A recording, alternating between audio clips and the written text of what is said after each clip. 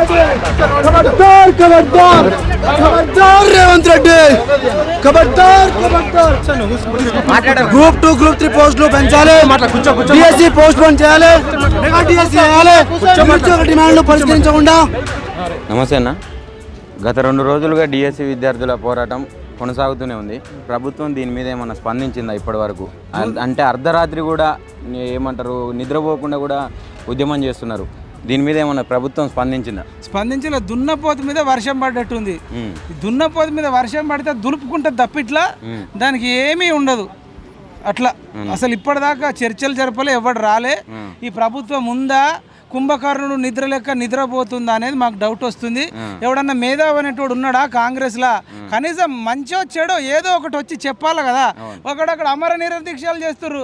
వాడు చచ్చిపోతే చచ్చిపోని ఉంటే నన్ను వాళ్ళను పట్టించుకుంటలే.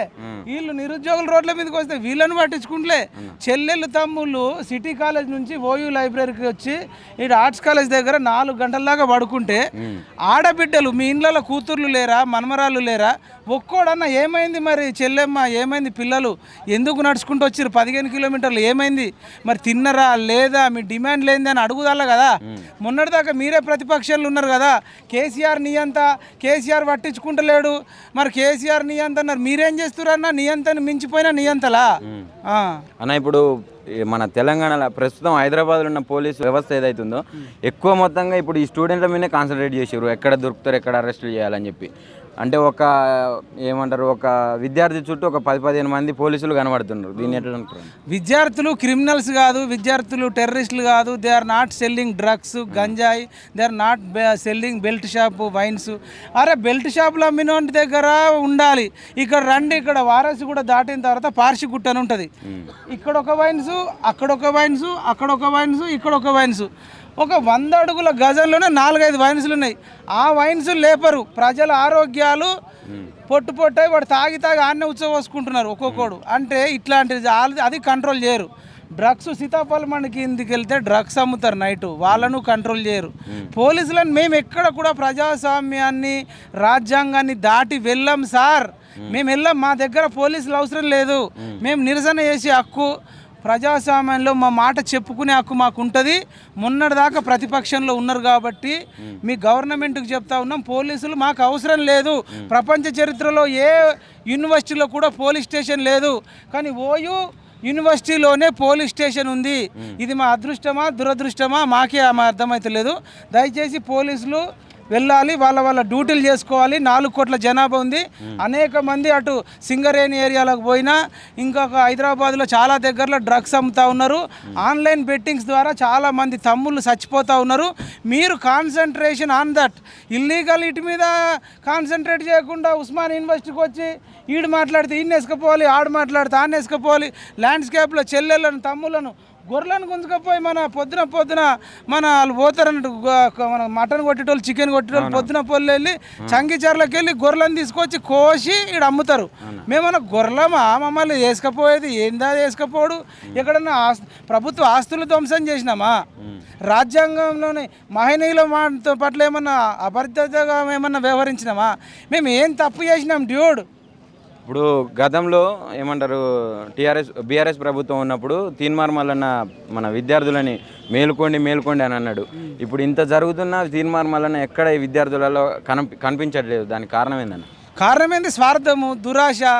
మాట్లాడితే నా పదవి పోతుంది, లేకపోతే వచ్చే విద్యాశాఖ మంత్రి ఎక్స్పెక్ట్ చేస్తుండేమో. ఇప్పుడు రేవంత్ రెడ్డిని జోకకపోతే మళ్ళీ భవిష్యత్తు ఉండదు అనుకుంటుండేమో, తొక్కుతుంది అనుకుంటుండేమో. అప్పుడు పుస్తకాలు పక్కకు పడేయండి, కాంగ్రెస్ పార్టీని అధికారంలోకి తండి అన్నాడు. పుస్తకాలు పక్కకు పడేసిర్రు.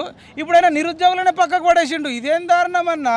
అంటే నువ్వు చెప్పినట్టు ఇన్నందుకు, అంటే తల్లి పాలు తాగి రొమ్ము గుద్దినట్టు నువ్వు నిరుద్యోగుల ఓట్లతో గెలిచి, మీ ప్రభుత్వం నిరుద్యోగుల ఓట్లతో వచ్చి నిరుద్యోగులను తొక్కడమేంది?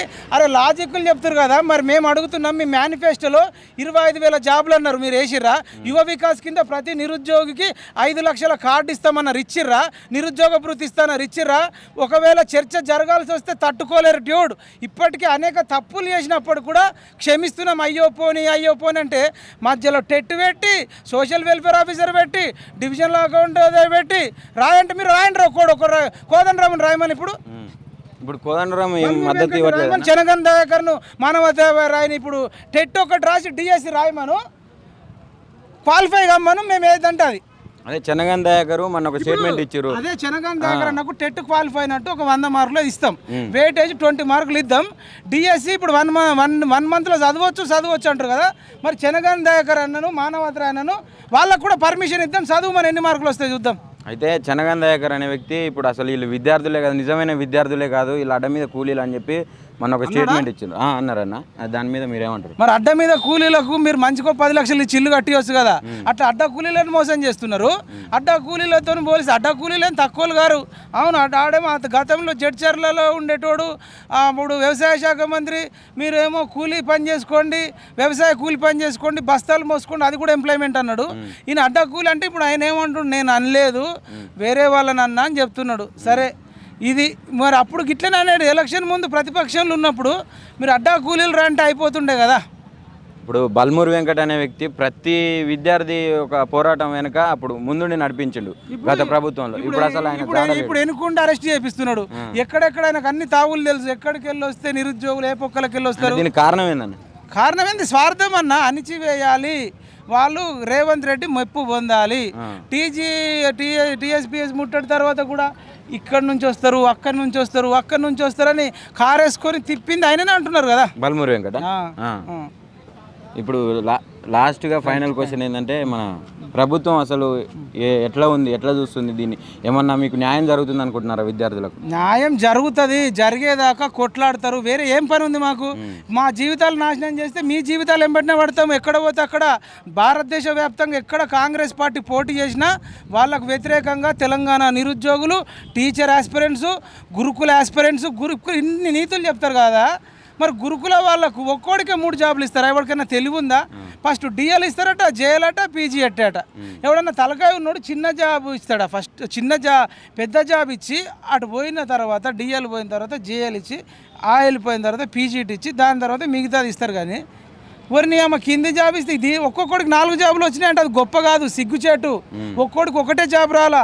ఆ జాబ్ వచ్చి ఆయన పోయిన తర్వాత మిగిలిన జాబు తర్వాత మెరిట్ ఉన్నోడికి అట్లా 3000 మంది రోడ్ల మీదకి వచ్చిర్రు. జీవో 46 వాళ్ళు రోడ్ల మీదకి వచ్చిర్రు. వీళ్ళు ఎవరికి న్యాయం చేసిర్రు అన్న? అంతే, ఇక నా మాటలు లేవు.